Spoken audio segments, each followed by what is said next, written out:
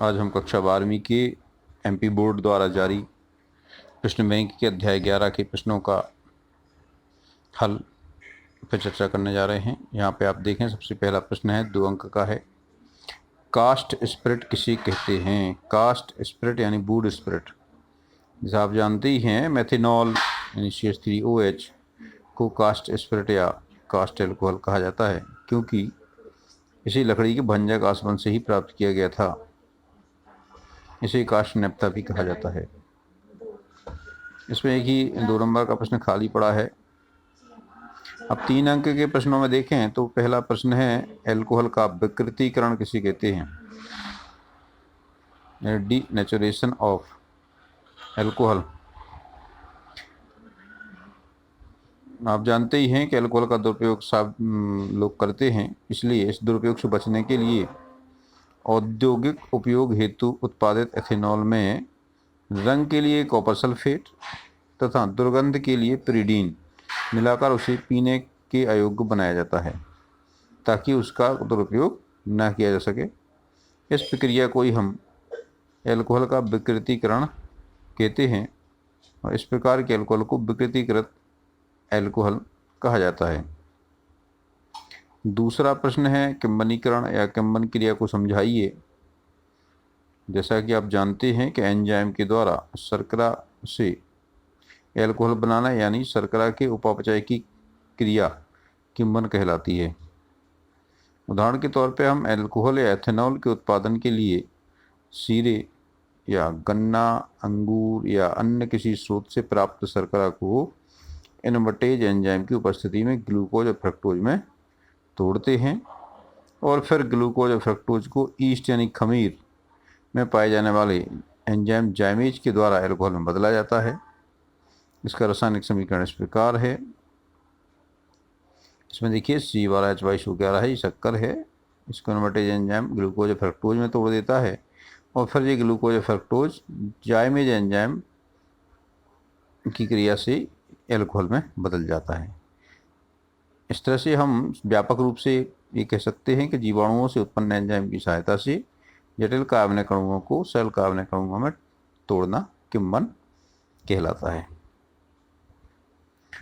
तीसरा प्रश्न है, एल्कोहल के क्वथनांक असंगत ईथरों से उच्च होते हैं, इसका कारण बताना है। जैसा कि आप जानते हैं कि एल्कोहल और ईथर समावयवी होते हैं, यानी इनके अणुसूत्र समान होते हैं, इनके क्वथनांक में अंतर होता है।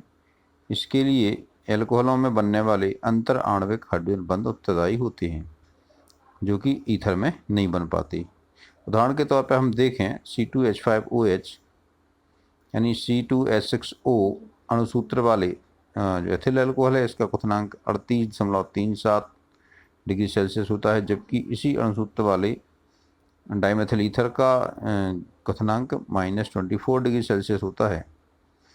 अब इन दोनों में अंतर का कारण ये है कि जो एथिल एल्कोहल है, इसमें अंतर अणुक हाइड्रोजन बॉन्ड बने होते हैं। यहाँ पर देखें, एक एल्कोहल के OH समूह के O परमाणु और दूसरे एल्कोहल के H परमाणु के बीच में हाइड्रोजन बंध बन जाता है और ये जो हाइड्रोजन बॉन्ड है, ये एक्स्ट्रा बल हैं। बाकी जो अंतराण्विक बल लगते ही हैं, इसके अतिरिक्त ये हाइड्रोजन बॉन्ड भी इसमें बन जाते हैं। अन्य एल्कोहल के लिए हम यहाँ पे एल्कोहल समूह ले लें तो इनके बीच में भी HOH के बीच में जो बंध बने हुए हैं, ये हाइड्रोजन बंध इसको अतिरिक्त बल प्रदान करते हैं, जिससे ये अणु जल्दी एक दूसरे से अलग नहीं होते हैं। इसीलिए इनका क्वथनांक उच्च होता है, जबकि ईथर में ऐसा नहीं होता। ईथर में हाइड्रोजन बंध बनने की संभावना नहीं रहती है, इसलिए ईथर का क्वथनांक कम होता है, यानी जल्दी ईथर के अणु अलग अलग होकर के वाष्पित हो जाते हैं। चौथा प्रश्न है, एल्कोहल की अपेक्षा फिनॉल अधिक अम्लीय होते हैं, क्यों? जैसा आप जानते हैं, फिनॉल में अनुनाद होता है। अनुनाद के कारण जो ऑक्सीजन परमाणु है उस पर आंशिक धनावेश आ जाता है, जिससे ये OH बंध का इलेक्ट्रॉन को अपनी ओर आकर्षित करके शीघ्रता से प्रोटॉन मुक्त कर लेता है। देखिए यहाँ पे जो फिनॉल है, फिनोल में अनुनाद इस तरह होता है। जैसा कि आप जानते हैं ऑक्सीजन के बाह्यतम कक्ष में 6 इलेक्ट्रॉन होते हैं, जिनमें 2 तो सिग्मा बॉन्ड बनाने में काम आ गए। इसके पास 2 लोन पेयर होते हैं। इसमें से एक लोन पेयर इस निकट के सिंगल बॉन्ड पे गति करता है, यहाँ पहुँचता है। तो यहाँ पे जैसा कि आप जानते हैं कार्बन की 4 संयोजकता होती है, और जैसे ये इलेक्ट्रॉन इस पे आएगा तो यहाँ पर डबल बॉन्ड बनेगा। तो यहाँ पे इसकी कार्बन कितने हो जाएंगी, 5 संयोजकता हो जाएगी, क्योंकि 5 तो होती नहीं कार्बन की। तो यहाँ का जो डबल बॉन्ड है वो रिमूव हो गई, वहाँ का जो सांझी का इलेक्ट्रॉन है इस कार्बन पे आ जाता है। इस तरह से इस कार्बन पे क्या हो जाता है, आंशिक ऋणावेश आ जाता है, यानी यहाँ पे ऑक्सीजन पे धनावेश आ जाता है। अगले स्टेप में क्या होगा जी, यहाँ पे जब धनावेश का घनत्व ज़्यादा होगा तो ये बगल वाले कार्बन पे डबल बॉन्ड बनाएगा, और ये डबल बॉन्ड टूट के यहाँ पे इलेक्ट्रॉन आ जाएगा। तो यहाँ पे चौथी पोजीशन पे यानी पैरा पोजीशन पे इलेक्ट्रॉन घनत्व तो बढ़ जाएगा, यहाँ पे आंशिक ऋणावेश आ जाएगा। इस तरह से इसके अलावा ये फिर यहाँ वही होगा, इलेक्ट्रॉन घनत्व ज़्यादा होगा तो ये बगल वाले पे डबल बॉन्ड बनाएगा, और ये डबल बॉन्ड का इलेक्ट्रॉन इस 6 नंबर की कार्बन में पहुँचेगा, तो ये यहाँ पर ऋणावेश आ जाएगा। फिर यही प्रोसेस होगी, ये यहाँ डबल बॉन्ड बना लेगा, और ये डबल बॉन्ड हट के यहाँ पे इलेक्ट्रॉन ऑक्सीजन पे पहुँच जाएगा। इस तरह से ये 5वीं संरचना बन जाएगी। इस तरह से ये संरचनाएं एक दूसरे में बदलती रहती हैं। इन अनुनादी संरचनाओं में हम देखें तो इनमें से जो 3 संरचनाएं हैं आपको दिख रही हैं, इन 3 संरचनाओं पे ऑक्सीजन के ऊपर क्या है, धनावेश है। तो यहाँ पे ऑक्सीजन पे आंशिक धनावेश मान सकते हैं हम, और ये धनावेश होने के कारण जो सांझी का इलेक्ट्रॉन है OH बॉन्ड का, वो ऑक्सीजन द्वारा ले लिया जाता है, और H आयन यानी प्रोटॉन को आसानी से मुक्त कर दिया जाता है। और आपको पता ही है ब्रोंस्टेड-लोरी का सिद्धांत है, जो H आयन देता है वो अम्ल है। तो इस तरह से फिनोल अधिक अम्लीय गुण दर्शाते हैं। इसका दूसरा कारण एक और है, इसमें आप जानते हैं कार्बन जो रिंग में होता है, रिंग वाला जो कार्बन होता है ये sp2 संकलित होता है, और sp2 संकलित में S के गुण कितने होंगे, 33% S के गुण रहेंगे। इसलिए ये ऑक्सीजन परमाणु से जो सांझी वाला इलेक्ट्रॉन युग्म है उसको अपनी ओर प्रबलता से आकर्षित किए रहेगा। इसके कारण इस पर धनावेश अधिक देर तक रहेगा। जबकि अल्कोहल में ये जो कार्बन होता है, अल्कोहल का जो कार्बन होता है वो sp3 संकलित होता है। इसमें P के गुण ज़्यादा होंगे 75%, और S के गुण केवल 25% होंगे। तुलनात्मक रूप से अल्कोहल का जो कार्बन और ऑक्सीजन के बीच का जो बॉन्ड है उसमें कार्बन उतना अधिक विद्युत ऋणी नहीं होगा, यानी उतनी मजबूती से इनको अपनी ओर नहीं खींचेगा। दूसरा कारण हम इस प्रकार भी समझ सकते हैं कि जब फिनोल H आयन त्याग करके यानी प्रोटॉन त्याग करके फिनॉक्साइड आयन बनाता है, तो ये फिनॉक्साइड आयन भी अनुनाद के द्वारा स्थायित्व प्राप्त कर लेता है और विलयन में अधिक देर तक बना रहता है। उसमें अनुनाद इस तरह होता है, इसमें से H आयन निकल गया तो इसके पास 3 इलेक्ट्रॉन युग्म हो जाते हैं, और ये इलेक्ट्रॉन युग्म इस सिंगल बॉन्ड पे आ जाएंगे, और यहाँ पर जो कि 5 बॉन्ड होने वाले हैं तो ये डबल बॉन्ड जो पाई बॉन्ड है इसकी इलेक्ट्रॉन इस बगल वाले कार्बन पे आ जाती हैं। तो यहाँ पर ऋणावेश आ जाएगा, यहाँ पर डबल बॉन्ड आ जाएगा, ऑक्सीजन पर धनावेश आ जाएगा। तो यहाँ पे एक ऋणावेश आ गया, फिर ये ऋणावेश इस बगल वाले पे पहुँचेगा इलेक्ट्रॉन युग्म, और ये डबल बॉन्ड वाला है जिस पे इलेक्ट्रॉन युग्म यहाँ पर आ जाएगा चौथे कार्बन पे, तो यहाँ ऋणावेश आ जाएगा।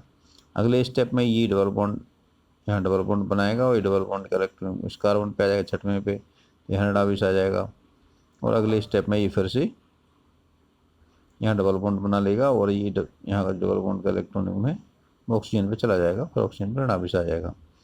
इस तरह से हम ये देखते हैं फिनॉक्साइड आयन में जो ऋणावेश है स्थानांतरित होता रहता है, डिलोकलाइज्ड होता रहता है, यानी ये विस्थानीकृत रहता है, जिसके कारण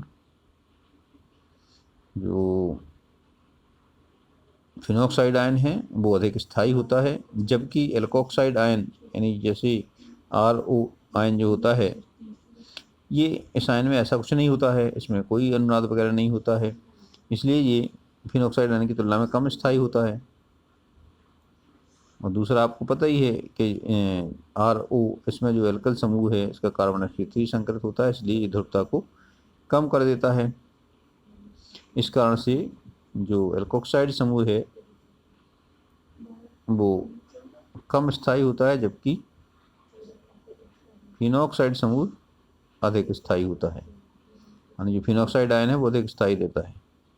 जब फिनॉक्साइड आयन अधिक स्थायी रहेगा तो H आयन विलयन में बहुत देर तक रहेगा, इसलिए फिनॉल अम्लीय गुण दर्शाते हैं, एल्कोहल अम्लीय गुण नहीं दर्शाते।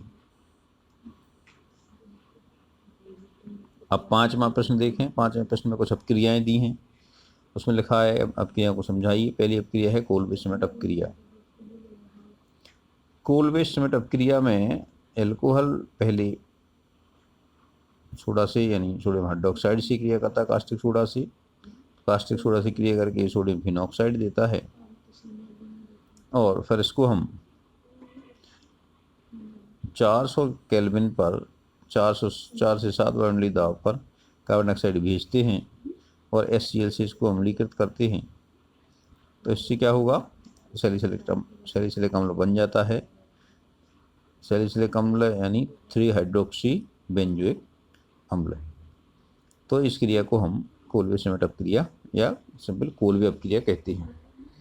इसमें 400 डिग्री केल्विन ताप पर 4 से 7 वायुमंडलीय दाब पर कार्बन डाइऑक्साइड को सोडियम फिनॉक्साइड आयन में परिवर्तित करते हैं और HCl द्वारा अम्लीकृत करते हैं, तो ये सैलिसिलिक अम्ल बनता है। सैलिसिलिक अम्ल एस्पिरिन बनाने के काम आता है। दूसरा है कपलिंग रिएक्शन यानी युग्मन अपक्रिया। जैसा कि इस शब्द से ही स्पष्ट है, दोनों को जोड़ता है। इसमें बेंजीन डाइज़ोनियम क्लोराइड को यदि हम लगभग 0 डिग्री सेल्सियस यानी 273 से 278 केल्विन पर हल्के क्षारीय माध्यम में फिनॉल के साथ क्रिया कराएं तो ये फिनॉल से संघनित होकर के रंगीन पदार्थ एक एजोरंजक बनाता है। ये अपक्रिया युग्मन अपक्रिया कहलाती है। ये युग्मन अपक्रिया इसीलिए कहलाती है कि दोनों अणु इसमें जुड़ जाते हैं। यहाँ देखिए, जो बेंजीन डाइएजोनियम क्लोराइड है, जैसा आप जानते हैं एजो नाम है नाइट्रोजन का ग्रीक नाम, डाइएजोनियम लवण लेते हैं यहाँ पे बेंजीन डाइएजोनियम क्लोराइड, और दूसरा लेते हैं फिनॉल। तो फिनॉल का जो पैरा पोजीशन का हाइड्रोजन है वो इसके क्लोरीन से क्रिया करके HCl बना के निकल जाता है, और इस नाइट्रोजन की एक संयोजकता खाली होती है, एक इस फिनॉल समूह की संयोजकता खाली होती है, तो ये आपस में जुड़ करके पैरा हाइड्रोक्सी एजोबेंजीन बनाता है, जो कि एक रंजक है, कलरिंग एजेंट है। इस अपक्रिया को युग्मन अपक्रिया या कपलिंग रिएक्शन कहते हैं। अगली रिएक्शन है राइमर टीमैन अपक्रिया। इसको रीमर टीमैन अपक्रिया भी कहते हैं, और इसमें इस अपक्रिया में लगभग 340 केल्विन पर जलीय सोडियम हाइड्रोक्साइड या पोटेशियम हाइड्रोक्साइड की उपस्थिति में फिनॉल तथा क्लोरोफॉर्म की अपक्रिया होती है। कई की होती है 340 केल्विन, ये ताप हो गया। इसमें जलीय KOH या NaOH यानी जलीय सोडियम हाइड्रोक्साइड या पोटेशियम हाइड्रोक्साइड की उपस्थिति में फिनॉल तथा क्लोरोफॉर्म की अपक्रिया करने पे जल अपघटन करके 2 हाइड्रोक्सी बेंजल्डिहाइड प्राप्त होता है। इसको हम सैलिसिल्डिहाइड भी कहते हैं। ये मुख्य उत्पाद के रूप में प्राप्त होता है। ये अपक्रिया इस तरह है, देखिए, पहले फिनॉल और क्लोरोफॉर्म की क्रिया होती है काय में जलीय सोडियम हाइड्रोक्साइड की उपस्थिति में, तो ये आपको एक मध्यवर्ती प्राप्त होता है। इसमें ये CH-Cl2 और ONA जुड़ जाता है। अब इसमें फिर NaOH जुड़ता है, तो ये NaOH जुड़ता है, तो ये यहाँ से क्लोरीन को निष्कासित करके NaCl के रूप में अलग कर देता है, और फिर ये बन जाता है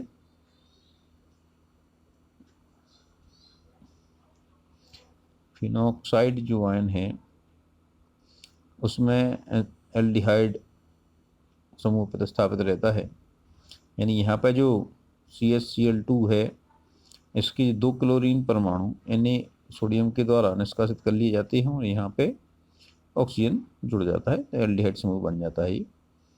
और इसको जैसे ही हम HCl से अम्लीकृत करते हैं तो यहाँ पे फिर ये जो सोडियम आयन है ये NaCl के रूप में निकल जाता है और यहाँ पे हाइड्रोजन प्रतिस्थापित हो जाता है, और इस तरह से हमें ऑर्थो हाइड्रोक्सी बेंजल्डिहाइड प्राप्त होता है। इस अपक्रिया को हम रीमर टीमन अपक्रिया कहते हैं। अगला प्रश्न है डायथिल ईथर के कोई 3 उपयोग दिखाना है। तो डायथिल ईथर के बहुत सारे उपयोग हैं, इनमें से कुछ प्रमुख उपयोग यहाँ आपको दिए जा रहे हैं। एक तो प्रयोगशाला में और उद्योगों में तेल, गोंद, रेजिन आदि जो कार्बनिक पदार्थ हैं उनके विलायक के रूप में प्रयुक्त होता है, क्योंकि कार्बनिक विलायक है और अच्छा विलायक है। सामान्य बेहोशी कारक के रूप में भी इसका प्रयोग किया जाता रहा है। सामान्य बेहोशी कारक यानी जनरल एनेस्थीसिया के रूप में इसका उपयोग किया जाता रहा। ये चूँकि इसमें एक गुण होता है, ये हृदय और फेफड़ों को प्रभावित नहीं करता है और मनुष्य में बेहोशी लाता है। वर्तमान में अब हेलोथेन का प्रयोग इसके लिए होने लगा है। हेलोथेन यानी CF3CHClBr का उपयोग होने लग गया है। और एल्कोहल का उपयोग ईथर के साथ पेट्रोल की जगह इसका प्रयोग किया जाता है। पेट्रोल के विकल्प के रूप में एल्कोहल और ईथर का मिश्रण प्रयुक्त किया जाने लगा है। एल्कोहल प्रशीतक के रूप में ही प्रयुक्त होता है। ये बहुत कम ताप तक ठंडा कर सकता है, जैसे कि जो शुष्क बर्फ यानी ठोस कार्बन डाइऑक्साइड का ताप है -110 डिग्री सेल्सियस, यहाँ तक इसको कोई चीज़ को ठंडा कर सकता है। शुष्क ईथर का उपयोग बुर्जब क्रिया में भी होता है विलायक के रूप में। सुगंधी बनाने में भी, धुआं रहित पाउडर बनाने में भी इसका उपयोग होता है। इस तरह से ईथर के कुछ उपयोग यहाँ दिए गए हैं। अब अगले प्रश्न में पूछा गया है फिनॉल तथा एल्कोहल में अंतर स्पष्ट करो। तो फिनॉल और एल्कोहल के अंतर आप लोगों ने पढ़ ही लिए होंगे, फिर भी कुछ मुख्य अंतर यहाँ पे आपको दिए जा रहे हैं। आपको पहला अंतर तो यही है कि एल्कोहल उदासीन होता है जबकि फिनॉल अम्लीय होता है। ये नीले लिटमस को लाल कर देता है और एल्कोहल लिटमस को प्रभावित नहीं करता। दूसरा दिया रहता है फेरिक क्लोराइड का टेस्ट। तो एल्कोहल फेरिक क्लोराइड परीक्षण नहीं देता है जबकि फिनॉल फेरिक क्लोराइड परीक्षण देता है, और फिनॉल फेरिक क्लोराइड से जुड़ करके फिनॉक्सी फेरिक क्लोराइड उत्पन्न करता है जो बैंगनी रंग का होता है। दूसरा ब्रोमीन जल परीक्षण है। तो एल्कोहल ब्रोमीन जल परीक्षण भी नहीं देता जबकि फिनॉल ब्रोमीन जल परीक्षण में पीला रंग देते हैं। और इसमें जैसे ही हम फिनॉल में ब्रोमीन जल से क्रिया करते हैं, उसकी अधिकता में क्रिया कराते हैं, तो हल्का पीला अवक्षेप प्राप्त होता है। ये ट्राइब्रोमो फिनॉल होता है, यानी 2, 4, 6 ट्राइब्रोमो फिनॉल होता है। ये अब पीला अवक्षेप रहता है, हल्का पीला। एक और चौथा अंतर इसमें ये है, प्राथमिक द्वितीयक एल्कोहल होते हैं वो आयोडीन और सोडियम हाइड्रोक्साइड के साथ आयोडोफॉर्म परीक्षण देते हैं, यानी ये आयोडोफॉर्म का पीला अवक्षेप देते हैं, जबकि फिनॉल इस तरह का इस क्रिया नहीं करते हैं, यानी ये आयोडोफॉर्म परीक्षण नहीं देते हैं। पांचवा अंतर है सोडियम हाइड्रोक्साइड यानी क्षार के साथ ये कोई अपक्रिया नहीं करता क्योंकि उदासीन है एल्कोहल, जबकि फिनॉल अम्लीय है इसलिए ये सोडियम फिनॉक्साइड बनाता है। एल्कोहल की मीठी गंध होती है, एल्कोहलिक गंध होती है स्पेशल, जबकि फिनॉल की विशिष्ट फिनॉलिक गंध पाई जाती है। 8वां प्रश्न इसमें दिया गया है विलियमसन का अविरल ईथरीकरण क्या है, इसे समझाइए। अविरल मतलब कंटिन्यूअस ईथराइजेशन। जब एथिल अल्कोहल के अधिक्य को शांत सल्फ्यूरिक अम्ल के साथ गर्म किया जाता है तो जल का एक अणु निष्कासित हो जाता है और दो अल्कोहल के अणु जुड़ करके ईथर बना लेते हैं। इसकी जो प्रोसेस है वो इस तरह है। देखिए, पहले एक अणु एथिल अल्कोहल एक अणु H2SO4 से क्रिया करता है तो एथिल बाइसल्फेट बनता है C2H5HSO4 या एथिल हाइड्रोजन सल्फेट बनता है।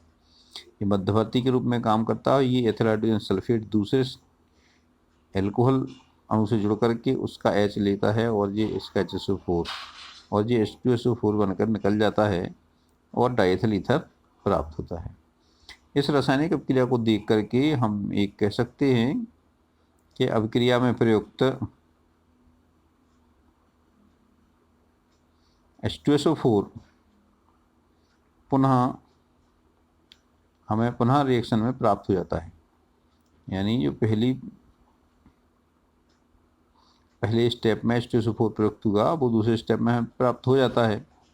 तो सैद्धांतिक रूप से हम ये मान सकते हैं कि थोड़ा सा सल्फ्यूरिक अम्ल बहुत बड़ी मात्रा में अल्कोहल को ईथर में बदलने के लिए पर्याप्त होता है, लेकिन वास्तव में ऐसा नहीं होता है।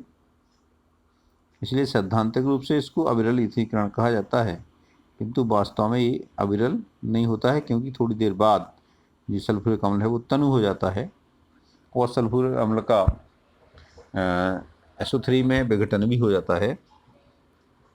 इससे ये वास्तव में ये सतत या अविरल ईथीकरण नहीं है। अगला प्रश्न आपको इसमें पूछा गया है, निम्नलिखित के रासायनिक समीकरण लिखिए।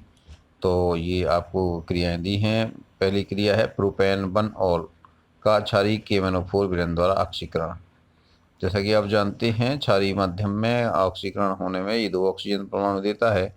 नवजात ऑक्सीजन निकलती है। इससे जो एल्कोहल है इसका कार्बोक्सिलिक अम्ल में ऑक्सीकरण हो जाता है। जो प्रोपेनॉल है तो प्रोपेनोइक एसिड बनता है।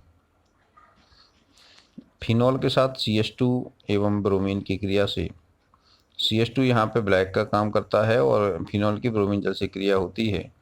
तो इसमें 2 उत्पाद बनते हैं, ऑर्थोब्रोमोफिनॉल और पैराब्रोमोफिनॉल। तो जो मुख्य रूप से पैराब्रोमोफिनॉल बनता है और जो ऑर्थोब्रोमोफिनॉल लघु यानी अल्प मात्रा में बनता है।